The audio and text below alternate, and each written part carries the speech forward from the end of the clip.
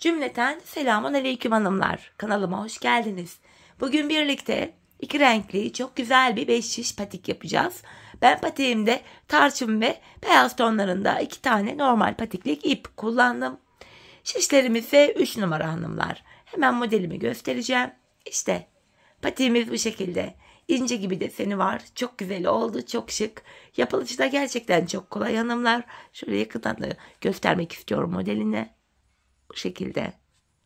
Çok şık, çok zarif, hoş bir model oldu. Her renge çok yakışacaktır diye düşünüyorum. Ben bu renkleri tercih ettim. Hanımlar, bu patik benim elimin ölçülerine göre 37, 38 ve 39 numara ayaklar için uyumlu oldu. Hemen patiğimize başlamak istiyorum. Her zaman olduğu gibi hanımlar, burun kısmından başlıyoruz 12 ilmek olarak. Ben bu başlama tekniğini bütün 5 şiş patik videolarımda detaylı olarak anlattım. Şimdi sil baştan yeniden gösteriyorum. Sebebi şu: bu videoya ilk defa denk gelecek olan hanımların da kafaları karışmasın diye. Ayrıca kanalımda farklı 5 şiş patik başlama teknikleri de var. Sizler patiğinize dilediğiniz şekilde başlayabilirsiniz. Şöyle ilmeklerimizi atıyoruz. Bakalım kaç ilmeğimiz olmuş. 3, 6, 9, 12 ilmeğim olmuş. Şimdi geri dönüyorum. Geri döndüğümde arka yüzdeyiz hanımlar. Diğer şişimi aldım. Bu aşamada ilk ilmeğimi örmeden alıyorum. Arka yüzde diğer ilmeklerimi ters olarak örüyorum. İlk sıramızda ilmekleri ters örüyoruz.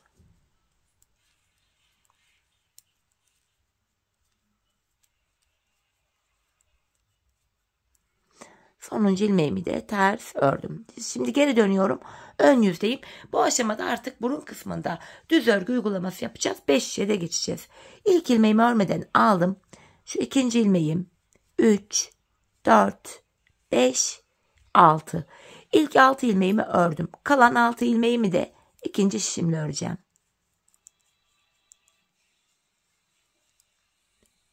Şimdi hanımlar, hiç geri dönmeden 3. şişimize ilk başladığımız yerlerden ilmekler çıkaracağız. Bakın, ilk ilmeğimi hemen şu kenardan. İlmeğin iki kanadına birden girerek çıkarıyorum. Yine devamında ilmeklerimi çıkartabilmek için de başlangıç yerlerim biraz sıkı olduğu için tığımdan yardım alacağım. Başlangıç yerlerine giriyorum. İlmek çıkartıp şişime takıyorum. Hanımlar, başlangıç yerine ilmeğin iki kanadına birden girerek ilmek çıkartalım. Patik burnumuz daha sağlam oluyor. Şu 4. ilmeğim. Şu 5. Şu da 6. Şimdi bir 6 ilmek daha çıkaracağım.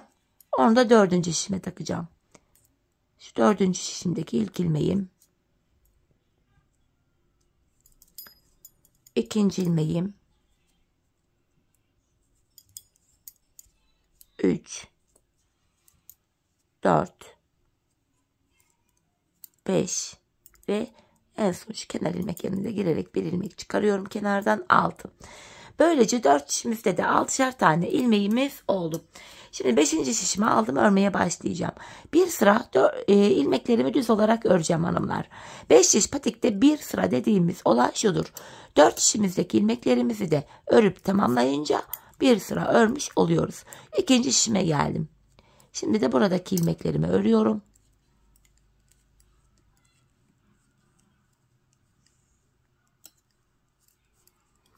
Üçüncüye geldim. 3. şişime. Buradaki 6 ilmeğimi de yine düz olarak örüyorum. 4. ve sonuncu şişimdeyim. Buradaki ilmeklerimi de düz olarak öreceğim. Böylece bir sırayı tamamlamış olacağız. Bu şekilde, evet, bir sırayı tamamladık hanımlar. Geldik yine ilk şişimize. Artık artırmalarımızı yapacağız. Patik burnumuza şöyle baktığımız anda hanımlar, artırma işlemini şu sağ ve sol kenardan yapıyoruz. Bu orta kısımlardan artırma yapmıyoruz. İlk şişimdeyim. Kenarımız hemen şu sağ tarafta. İlk 2 ilmeğimi örüyorum. Şu 1, şu da 2. ilmeğim. Hemen ardından 2. ilmeğimin altındaki şu ilmeğimin kenarına girdim. Buradan aldığım ilmeğimi düz örüyorum. Bakın, ilk artırmamı yaptım. Kalan 4 ilmeğim düz örülüyor. 1. şişimde 7 ilmeğim oldu. 2. şişime geldim. Kenarımız sol tarafta. Son 2 ilmeğim kalana kadar öreceğim. Artırmamı yapacağım. Bakın, sondan 2. ilmeğimin altındaki şu ilmeğimin kenarına giriyorum. Buradan aldığım ilmeğimi düz ördüm. Kalan 2 ilmeğim düz örülüyor. 2. şişimde de 7 ilmeğim oldu. Üçüncü şişime geldim. Kenarımız hemen sağ tarafta. İlk 2 ilmeğimi örüyorum. Ardından ikinci ilmeğimin altındaki şu ilmeğimin kenarına girdim. Buradan aldığım ilmeğimi de düz örüyorum. Kalan 4 ilmeğim düz örülüyor. Üçüncü şişime geldim. Pardon, dördüncü ve sonuncu şişime geldim. Burada da kenarımız bakın sol tarafta. Burada da artırmamı yapacağım. 4 şişteki ilmek sayılarımız eşit olacak. Bakın hanımlar, sondan ikinci ilmeğimin altındaki hemen şu ilmeğimin kenarına giriyorum ve buradan aldığım ilmeğimi düz ördüm. Kalan 2 ilmeğim düz örülüyor. Böylece 4 şişimizde de 7'şer tane ilmeğimiz oldu. Şimdi hanımlar, bir sıra artırmalarımızı yaptık. Bir sıra ilmeklerimizi düz olarak öreceğiz. Yani bir sıra artırma yaparken ilmekleri bir sıra düz örüyoruz, artırma yapmıyoruz. Sebebi şu: her sıra artırma yaparsak şayet patik burnumuz bir anda açılma yapar ve hoş bir görüntü olmaz. İkinci şişimdeki 7 ilmeğimi de yine düz olarak ördüm. Üçüncü şişime geldim. Yine 3 ve 4. şişimdeki ilmeklerimi de düz öreceğim. Bu düz ilmeklerimi örerken sizlere artırma işlemini kısaca tekrar etmek istiyorum. Artırma işlemini 1. ve 3. şişimizde ilk 2 ilmeği ördükten sonra yapıyoruz. 2. ve 4. şişimizde de son 2 ilmek kalana kadar örüp öyle artırmalarımızı yapıyoruz. Evet hanımlar, bir sıra ilmeklerimi düz ördüm. Şimdi tekrar artırma zamanı. İlk şişimdeyim. Kenarımız hemen şu sağ tarafta. İlk 2 ilmeğimi örüyorum. Ardından ikinci ilmeğimin altındaki hemen şu ilmeğimin kenarına girdim. Buradan aldığım ilmeğimi de düz örüyorum. Kalan 5 ilmeğim düz örülüyor. Böylece birinci şişimde 8 ilmeğim oldu. İkinci şişime geldim. Kenarımız bakın burada da sol tarafta. Son 2 ilmeğim kalana kadar öreceğim. Kenardan artırmamı yapacağım. Bakın sondan ikinci ilmeğimin altındaki şu ilmeğimin kenarına girdim. Buradan aldığım ilmeğimi düz olarak örüyorum. Kalan 2 ilmeğim düz örülüyor. İkinci şişimde de 8 ilmeğim oldu. Üçüncü şişime geldim. Bu kenarımız hemen başta. İlk 2 ilmeğimi örüyorum. Ardından ikinci ilmeğimin altındaki şu ilmeğimin kenarına girdim. Buradan aldığım ilmeğimi de yine düz ördüm. Kalan 5 ilmeğim düz örülüyor. İlk 3 şişimde 8'er ilmeğim oldu. 4. ve sonuncu şişime geldim. Kenarımız sol tarafta. Son 2 ilmeğim kalana kadar öreceğim. Artırmamı yapacağım. Bakın sondan ikinci ilmeğimin altındaki hemen şu ilmeğimin kenarına girdim. Buradan aldığım ilmeğimi de düz ördüm. Kalan 2 ilmeğim düz örülüyor. 4 şişimizde de 8'er tane ilmeğimiz oldu. Şimdi hanımlar, yapacağımız işlem şu: bir sıra 4 şişimizdeki ilmekleri de düz öreceğiz. Sonraki sıra artıracağız. Sonra düz öreceğiz, artıracağız. Patiğimizin burnunu bu şekilde tamamlayacağız. Hanımlar, ben bu patiğimde her bir şişimde 14'er ilmeğim olana kadar artırmalarımı yaptım. Ardından modelimi kurdum. 14'er ilmek benim ölçülerime göre tam oldu. Zaten çok kasan bir model değil hanımlar. Şöyle de göstereyim, bakın. Esnek, açılan bir model. Modelimiz 4 ilmek ve katları üzerine kurulduğu için dilerseniz her bir şişe 13'er ilmek yapın. Dilerseniz 15'er ilmek yapın. Dilerseniz de 16'şer ilmek yapın. Hiç fark etmiyor. Modelimiz tam denk gelecektir. İlmek sayıları tam oturacaktır. Bu nedenle dilediğiniz sayıda artırmaları yapabilirsiniz. Şimdi hep birlikte ölçülerimize göre artırmalarımızı yapalım, gelelim. Ardından birlikte modelimize başlayalım. Evet hanımlar, ben her bir şişimde 14'er ilmeğim olana kadar artırmalarımı yaptım, geldim. Artırmalardan sonra bir sıra düz örmedim. Hemen başlayacağız hanımlar örmeye patiğimizi. Bu aşamada ilk sıramızda ilmeklerimizin tamamını ters olarak öreceğiz. Ön yüze haroşa görüntüsü oluşacak. Bakın bu şekilde.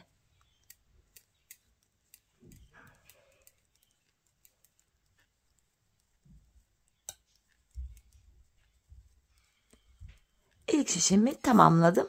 İkinci şişime geçtim. Yine buradaki ilmeklerimi de ters örüyorum. İlk sıramızda ters örgü uygulaması yapıyoruz.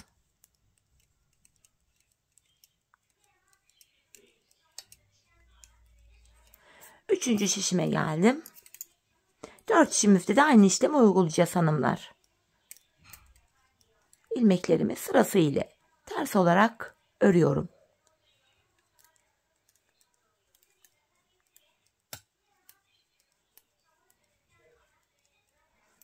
Dördüncü şişime geldim.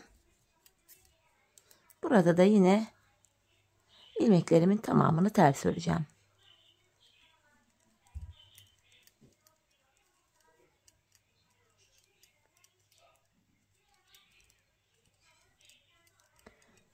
Evet hanımlar, bir sıra ilmeklerimizin tamamını ters ördük. Şimdi beyaz ipimi ekleyeceğim. Yapacağımız işlem bu aşamada şu hanımlar. İlk tarçın rengi ilmeğimi örmeden sağ şişime alıyorum. İkinci ilmeğimi beyaz ipim ile düz olarak öreceğim. Modelimizde 2 sıra tarçın ipimizi kullanacağız. 2 sırada beyaz ipimizi. Bakın ikinci ilmeğimi beyaz ipim ile düz ördüm. Hemen şurada beyaz ipimin ucunu şu tarçın ipimin ucuna bağlayacağım. Patiğimiz sökülmesin. 2 tane sıkı bir düğüm attım. Bu sıramızda hanımlar yapacağımız işlem şu: tarçın ipimiz bekleyecek, beyazı kullanacağız. İlk ilmeğimizi örmeden aldık. Yanına bir tane beyazı düz ördük. Bir tarçın rengi ilmeğimi örmeden alıyorum. Bir beyaz düz örüyorum. Bir renkli ilmeğimi örmeden aldım. Bir ilmek beyazımı düz örüyorum.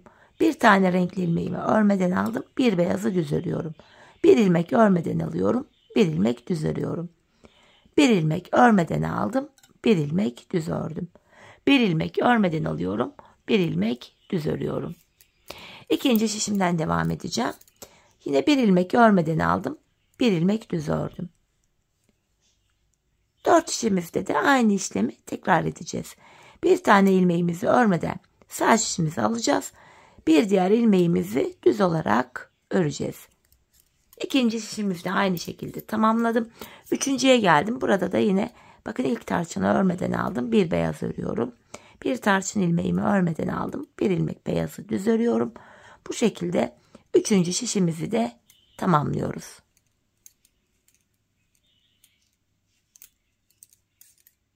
Geldik dördüncü şişimize. Burada da yine en son üçüncü şişimde beyazı örmüştüm. Bir tarçını örmeden alıyorum. Bir beyaz örüyorum. Bir tarçını örmeden aldım. Bir beyaz örüyorum.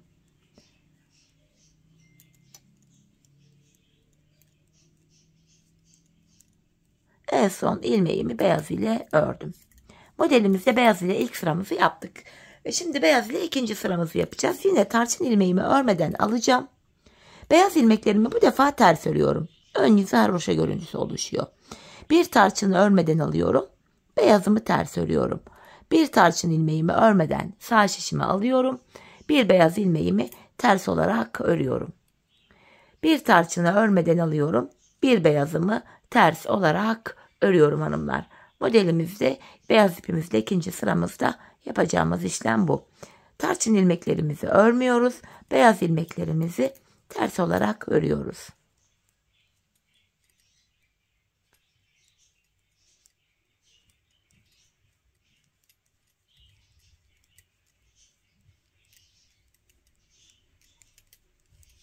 İkinci şişimizi de ördük bu şekilde. Görüntümüz böyle. Üçüncü şişime geldim. Burada da bir tarçın örmeden alıyorum. Bir beyazı ters örüyorum. Bu şekilde hanımlar. 4 şişimizde de aynı işlemi böyle tekrar ediyoruz. Yine devam ediyorum. Bir tarçını örmeden aldım. Bir beyazımı ters olarak örüyorum. 4. şişime geldim. Aynı şekilde ilmeklerimi burada da örüyorum.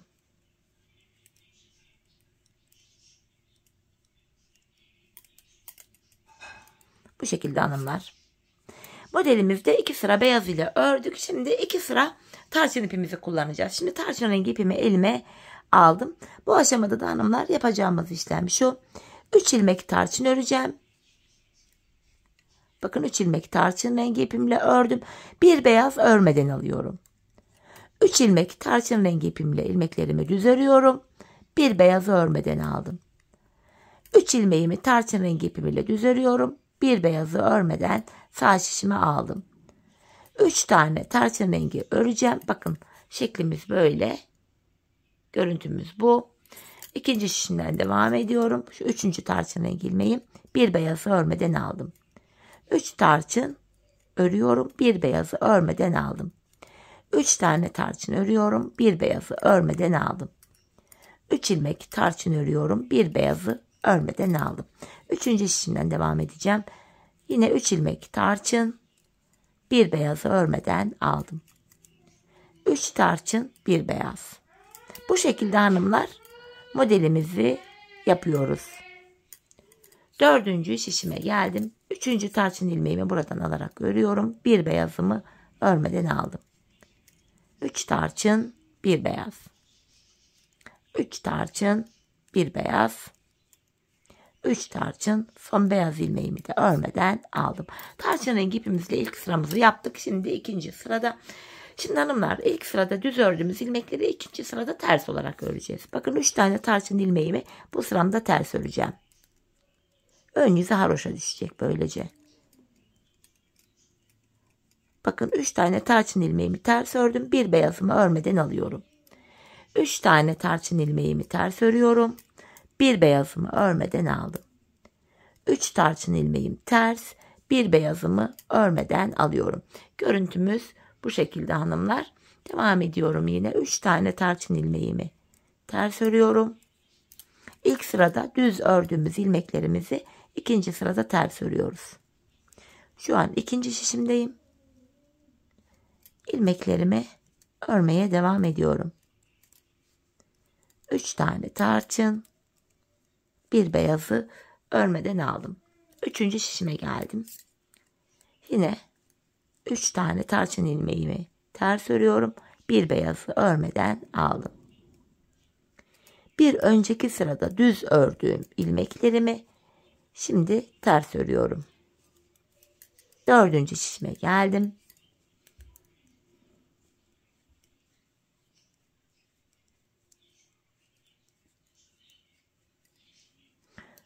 İlmeklerimi aynı şekilde dördüncü şişimde de örüyorum. Sonuncu beyazımı da örmeden aldım. 2 sıra tarçın ipimizi kullandık. Şimdi ip değişikliği yapıyorum. Beyaz ipimi elime aldım hanımlar. Yapacağımız işlem yine aynı. Beyaz ile ilk sırada yaptığım işlemin aynısını yapacağım. Bakın ilk tarçın ilmeğimi örmeden alıyorum. Yanına bir tane beyaz örüyorum. Bir tarçını örmeden alıyorum. Bir ilmek beyazımı düz örüyorum. Bir tarçını örmeden alıyorum. Bir beyazı düz örüyorum. Tarçın ilmeğimi örmeden alıyorum. Beyazımı düz örüyorum. Tarçın ilmeğimi örmeden aldım. Beyazımı düz ördüm. Tarçın ilmeğimi örmeden aldım. Beyazımı düz ördüm. Tarçın rengi ilmeğimi örmeden alıyorum. Bir beyaz örüyorum. Bir tarçın bir beyaz olacak şekilde ilmeklerimizi bu sıramızda böyle örüyoruz hanımlar. İkinci şişimdeyim. Yine en son beyaz ilmeğimi örmüştüm. Bir tarçın örmeden aldım. Bir beyaz örüyorum. Bir tarçın ilmeği örmeden aldım. Bir beyaz. Bir tarçın, bir beyaz. Bu şekilde beyaz ipimiz ile modelimizde ilk sırayı yapıyoruz. Üçüncü şişimden devam edeceğim. Bir tarçın örmeden aldım. Bir beyaz. Bir tarçını örmeden alıyorum. Bir ilmek beyaz örüyorum.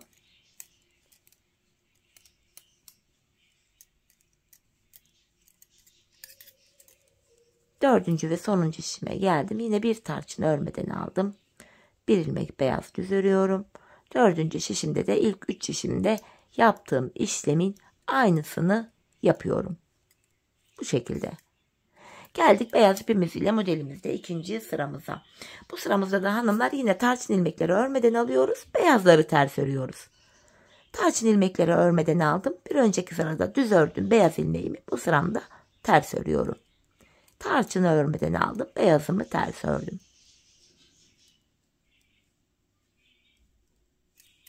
Bu şekilde hanımlar. Modelimizdeki ikinci sıramız böyle yapılmaya devam edecek. Şimdi ikinci şişimdeyim. 2 sıra beyaz ipimizle modeli yaparken 2 sıra tarçın rengi ipimizle yapıyoruz.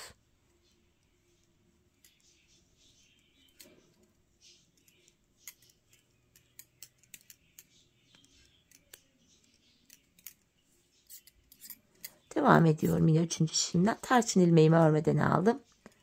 Beyaz ilmeklerimi ters olarak örüyorum.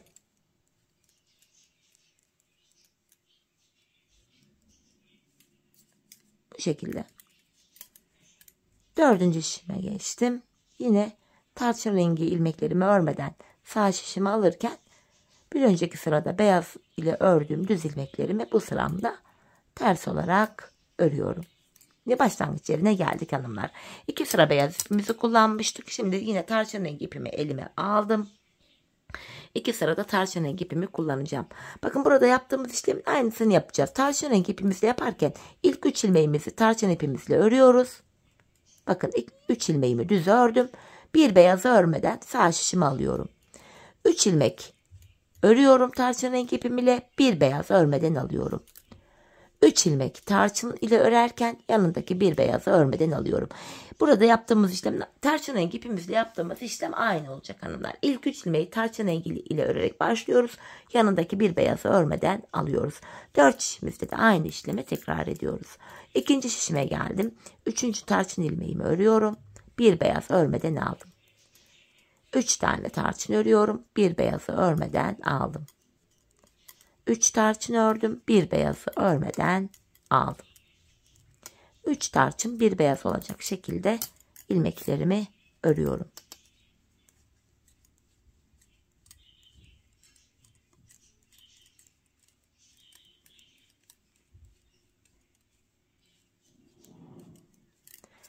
Dördüncü şişime geldim. 3. tarçın ilmeğimi buradan alarak örüyorum.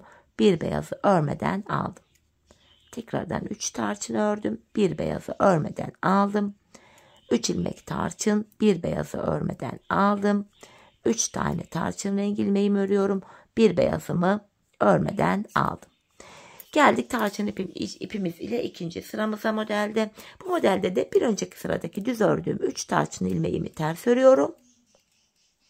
Bakın yine beyazımı örmeden alıyorum.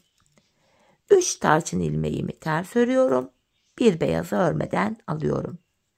3 tarçını ters örüyorum. Bir beyazı örmeden alıyorum. Bu şekilde hanımlar.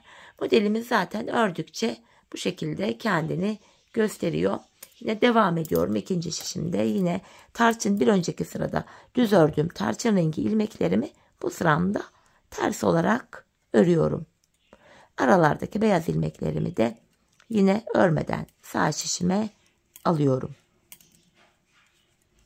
Bir sıra düz, bir sıra ters örüyoruz. Haroşa örgü düşüyor ön yüze. 3 tarçınımı ters ördüm. Bir beyazı örmeden aldım. 3. şişimde de aynı işleme gördüğünüz gibi devam ediyorum. 4. ve sonuncu şişime geldim.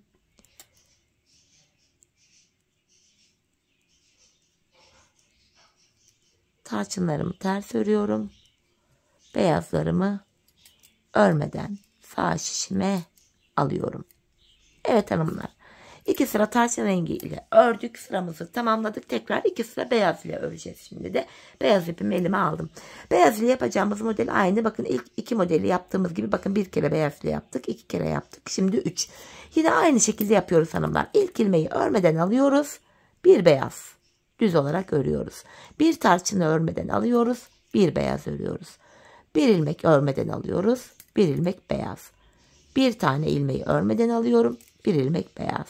Bir tarçını örmeden aldım. Bir ilmek beyazı örüyorum. Beyaz ipimizle kuracağımız model aynı hanımlar. İlk ilmeği örmeden alıyoruz. Tarçın ilmeği, bir beyaz örüyoruz. Bir tarçın, bir beyaz. Bir tarçın, bir beyaz. Bu şekilde devam ediyoruz. Yine bir tarçın örmeden aldım. Bir beyazı düz örüyorum.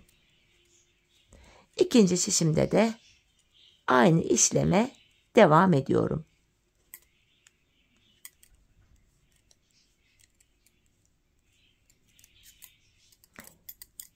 Üçüncü şişimdeyim. En son bir beyaz örmüştüm. Bir tarçın örmeden aldım. Bir beyaz örüyorum. Bir tarçın örmeden aldım. Bir beyazı ördüm. Üçüncü şişimde de model kurulumuna devam ediyorum. Dördüncü şişime geldim. En son beyaz örmüştüm burada. İlk tarçınımı örmeden aldım. Bir beyaz örüyorum. Bir tarçını örmeden alıp yanına bir ilmek beyaz ile düz örüyorum.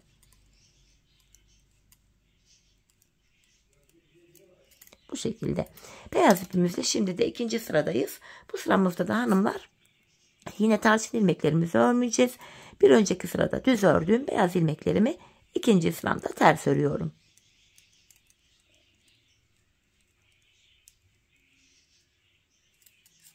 Bu şekilde hanımlar. Şeklimiz gördüğünüz gibi ördükçe kendini gösteriyor. Modelimizde gördüğünüz gibi gayet kolay. 2 sıra tarçın rengi ipimizi, 2 sırada beyaz ipimizi kullanıyoruz. İlk sırada düz ördüğümüz ilmeklerimizi ikinci sırada ters örüyoruz. Aralarda örmeden aldığımız ilmeklerimizi de yine ikinci sırada örmeden sağ şişimize alıyoruz. Üçüncü şişimde de aynı işleme devam ediyorum. Dördüncü şişime geldim. Burada da yine aynı işlemi yapıyorum. Beyaz ilmeklerimi ters örerken tarçın rengi ilmeklerimi örmeden sağ şişime alıyorum. Sonuncu ilmeğimi de yine ters ördüm. 2 sıra beyaz ipimizle ördük. Tekrardan tarçın rengi ipimizle. Tarçın rengi modelimizi yaparken hanımlar yine aşağılarda yaptığımız işlemin aynısını yapacağız. İlk 3 ilmeği öreceğiz. Bir tane beyazı örmeden alacağız. 3 tane tarçın öreceğiz. Bir beyazı örmeden alacağız. 3 tane tarçın, bir beyazı örmeden aldım. Tekrardan 3 tane tarçın rengi ilmeğimi örüyorum. İkinci şişimdeyim. Şu 3. tarçın rengi ilmeğim. Bir beyazı örmeden aldım. 3 tarçın, bir beyaz olacak şekilde modelimizde ilk sıramızı yapıyoruz. Bakın 3 tarçın, bir beyazı örmeden aldım. Yeniden 3 ilmek tarçın örüyorum. Bir beyazı örmeden aldım. 3 tarçın, bir beyazı örmeden alıyorum. 3 tarçın, bir beyazı örmeden aldım. Tekrardan 3 ilmek tarçınımı örüyorum. 4. şişimdeyim. 3. tarçın ilmeğimi buradan alarak ördüm. Bir beyaz örmeden aldım. Yine 3 tarçın örüyorum. Bir beyazı örmeden sağ şişime alıyorum. 4. şişimizi de bu şekilde tamamladık. Şimdi geldik ikinci sıramıza tarçın ipimiz ile. Yine bu sıramızda hanımlar bir önceki sıradaki düz ördüğüm ilmeklerimi ters olarak örüyorum.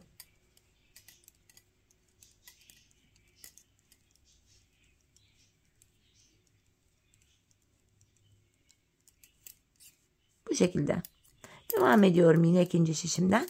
Tarçın rengi ilmeklerimi ters örerken beyaz ilmeklerimi yine ilk sırada yaptığım gibi örmeden sağ şişime alıyorum.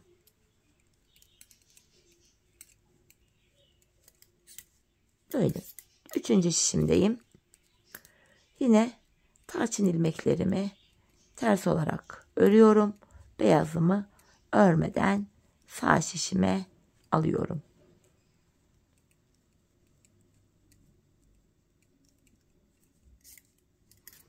Yine devam ediyorum hanımlar. Tarçın ilmeklerimi 4. şişimde de ters örüyorum.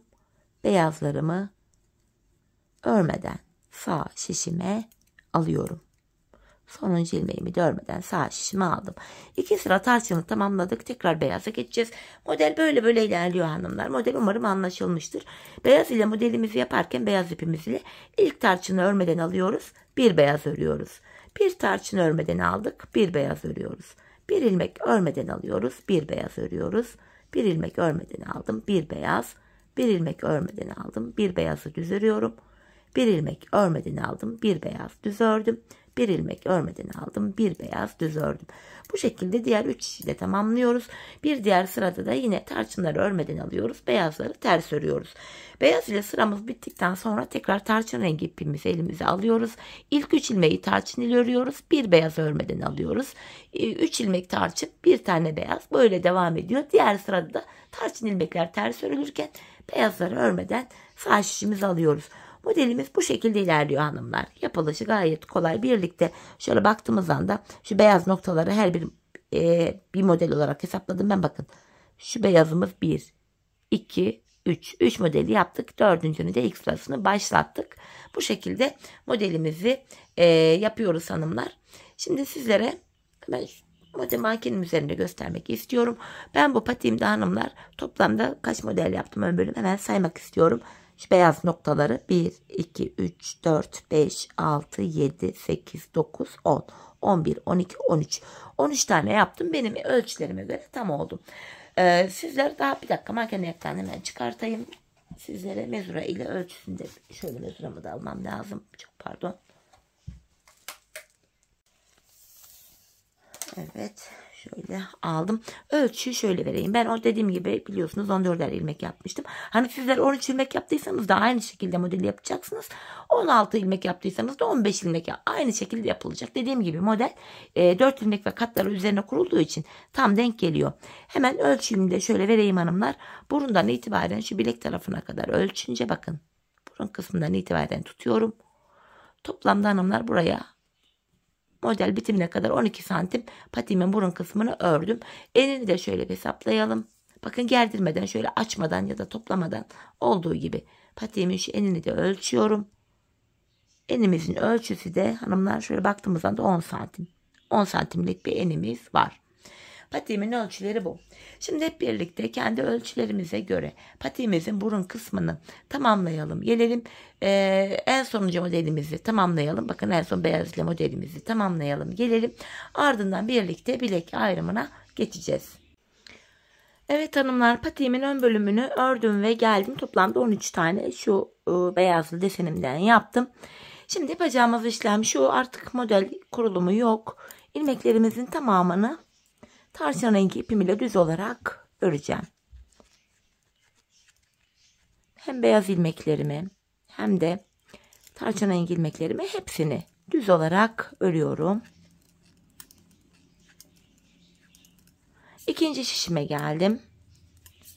Yine buradaki ilmeklerimi de düz örmeye devam ediyorum.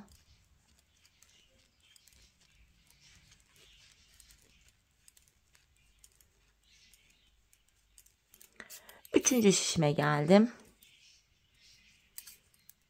Buradaki ilmeklerimi de düz olarak örüyorum.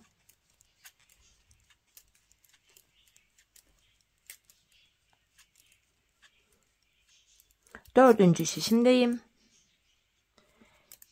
Yine ilmeklerimi düz örüyorum.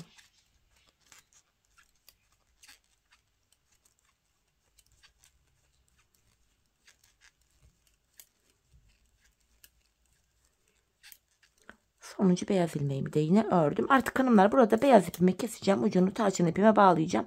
Çünkü patiğimizin devamında artık beyaz ipimi kullanmayacağım. Şöyle. Hemen ipimin ucunu tavşan rengi ipime bağlıyorum. Şimdi hanımlar, yapacağımız işlem şu: bir sıra ilmeklerimizi düz ördük. Şimdi de ilmeklerimizi ters öreceğiz. Buraya bir sıra haroşa düşecek. Bakın model üzerinde göstereyim. Şu şekilde. Buraya bir diş haroşa düşmesi için şimdi de ilmeklerimin tamamını ters öreceğim. Modelimize ilk başlarken de bakın burada bir tane tarçın rengi ile bir tane haroşamız görünüyor. Model bitiminde de aynı işlemi yapıyoruz. İlk şişimdeyim. İlmeklerimin tamamını ters örüyorum. İkinci şişime geldim. Yine buradaki ilmeklerimi de ters örmeye devam ediyorum. Bir sıra öreceğiz. Yani 4 şişimizdeki ilmeklerimizi de bu şekilde örüyoruz. Üçüncü şişime geldim. Yine ilmeklerimi burada da ters örüyorum.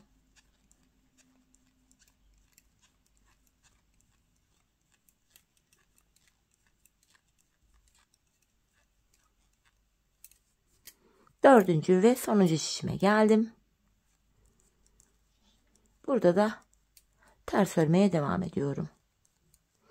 Bu şekilde bir diş haroşa oluşturduk hanımlar model bitiminden sonra tarçın rengi ipimiz ile. Şimdi şöyle ilk şişimdeyim. Bilek ayrımını yapacağız hanımlar. Son bir ilmeğim kalana kadar öreceğim. Artık düz örgü uygulaması yapacağım. Düz olarak son bir ilmeğim kalana kadar öreceğim. Dilerseniz şişlerde 13'er ilmek olsun. Dilerseniz 15'er ilmeğiniz olsun. Fark etmiyor. Bilek bölümü aynı yapılacak. Son bir ilmek kalana kadar öreceğiz. Bakın buradaki sonuncu ilmeğim ile ikinci şişimdeki ilk ilmeğimi alıyorum. Bu iki ilmeği bilek ayrımında birbiriyle yer değiştiriyorum. Şöyle. Yer değiştirdim. Yer değiştirdim. İlk ilmeğimi örüyorum. Bilek ayrımında yani burada ilmekleri yer değiştirerek örme sebebimiz şu: bilek ayrımı daha sıkı ve sağlam oluyor. Patiğimizin şu yanlarına geçtik hanımlar. Patiğimizin bu kenarlarına ben 7'şer ilmek haroşa ördüm. Örgümüzün hemen hem arka yüzünde düz örgü örünce haroşa oluyor. Hem ön hem arka yüzde ters örgü örünce yine haroşa oluyor. Ben örgümün her iki tarafında da düz örgü örerek haroşalarımı elde ediyorum. Şimdi ikinci şişimdeyim. İlk 7 ilmeğimi haroşa düz öreceğim. Şu 5. şu 6, şu da 7. ilmeğim. Devamında gelen diğer ilmeklerimi de ön yüzde olduğum için düz olarak örüyorum. Patiğimizin arka bölümüne geçmiş bulunmaktayız hanımlar. Bu arka bölümde ön yüzdeysek eğer düz örgü, arka yüzdeysek de ters örgü uygulaması yapacağız. Şu anda ön yüzde olduğum için ilmeklerimi düz örüyorum. Bilek ayrımına kadar öreceğiz, ardından geri döneceğiz. Geri döndüğümüzde arka yüzde olacağımız için ilmeklerimiz ters örülecek. Tabandaki bir diğer şişime geçtim. Yine buradaki ilmeklerimi de düz örmeye devam ediyorum.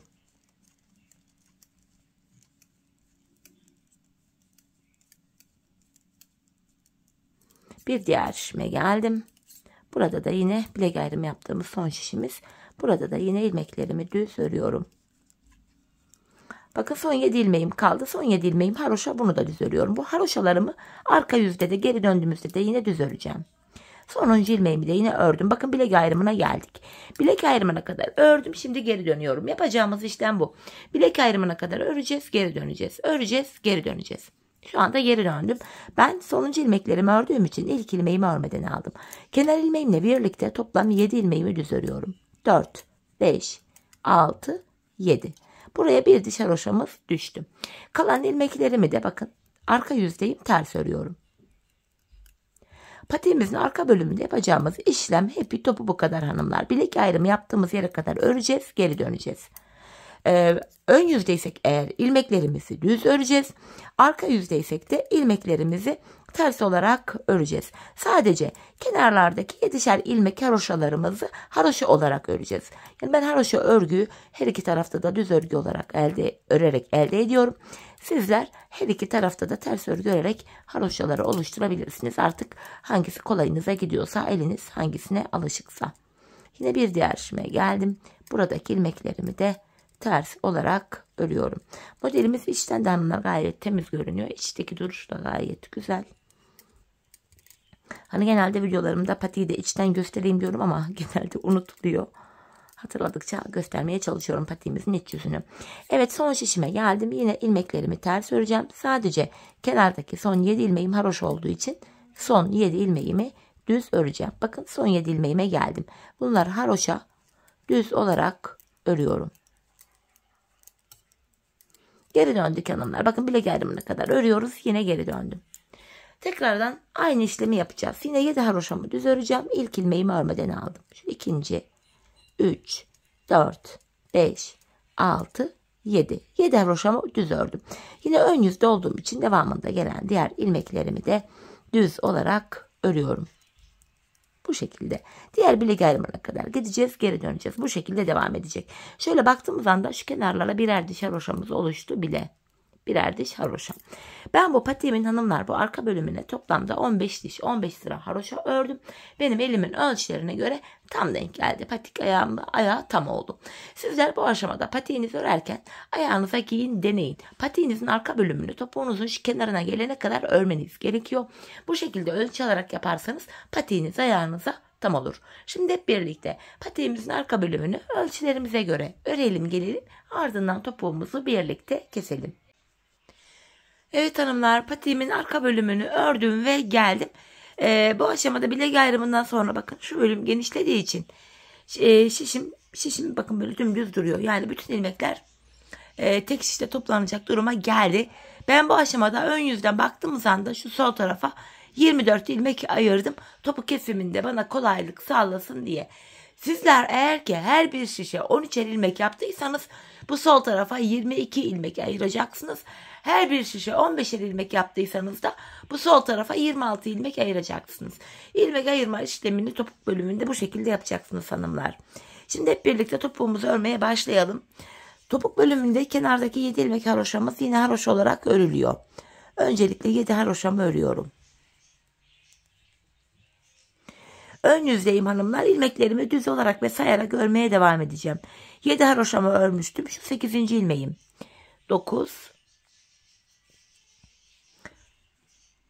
10, 11, 12, 13, 14, 15, 16, 17, 18, 19, 20, 21, 22, 23. İlk 23 ilmeğimi ördüm. 24. ilmeğimi örerken öndeki 2 ilmeği alıyorum. İkisini birlikte keserek örüyorum. 23 ilmek ördüm. 24. de kesim yaptım. Zaten bu sol tarafa da 24 ilmek ayırmıştık. Sizler bu sol tarafa 22 ilmek ayırdıysanız burada 21 ilmek öreceksiniz. 22.yi örerken kesim yapacaksınız. Ya da 26 ilmek ayırdıysanız da 25 ilmek öreceksiniz. 26.yi örerken kesiminizi yapacaksınız. Kesim işlemi böyle yapılacak hanımlar. Ve patiğimizin topuk kısmında da 7 ilmek kalıyor. Şu bölümde topuğumuz için 7 ilmeğimiz kalıyor. Bu 7 ilmek her seferinde birer birer kesilecek, eksilecek, bitecek ve patiğimizin topuğu oluşacak. Şimdi yapacağımız işlem şu. Kesim yaptıktan sonra geri döneceğiz. İlk ilmeğimi örmeden alıyorum. Şu anda arka yüzde olduğum için diğer ilmeklerimi ters olarak örüyorum. Sadece kenardaki son 7 haroşa ilmeğimi düz öreceğim.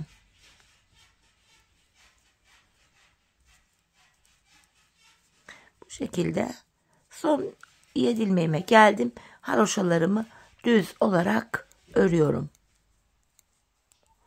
Tekrar geri döndüm hanımlar. Ön yüzdeyim. Bir önceki sırada yaptığımız işlemin aynısını yapacağız. Ben 23 ilmek öreceğim. 24. örerken kesim yapacağım.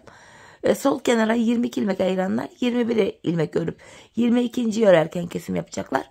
26 ilmek ayıranlar da 25 ilmek örüp 26. da kesim yapacaklar. 7 haroşamı ördüm. Sayarak gidiyorum. 8, 9, 10, 11, 12, 13, 14, 15, 16, 17, 18, 19, 20, 21, 22, 23 ilmek ördüm. 24. de öndeki 2 ilmeği alıyorum. İkisini birlikte keserek örüyorum. Bir önceki sırada burada 7 ilmek vardı. Şimdi baktığımız anda kesimden sonra 6 ilmeğimiz kaldı. Şimdi yapacağımız işlem şu: kesim yaptık. Geri döneceğiz. Arka yüzde ilmekleri öreceğiz. Ön yüze tekrardan 23 örüp 24. örerken kesim yapacağız. Hanımlar, biz bu kesme işleminde şu arada kalan 6 ilmeğimiz, şu 6 ilmeğimiz bitene kadar devam edeceğiz. Bu 6 ilmek bitene kadar kesimlere devam edeceğiz. Şimdi hep birlikte patiğimizin topuk kısmını sizlere gösterdiğim gibi örelim gelelim. Evet hanımlar, patiğimin topuk bölümünü sizlere tarif ettiğim gibi ördüm geldim. İlk başta sol tarafa 24 ilmek ayırmıştım. Kesimlerden sonra sağ şişinde de 24 ilmeğim kaldı.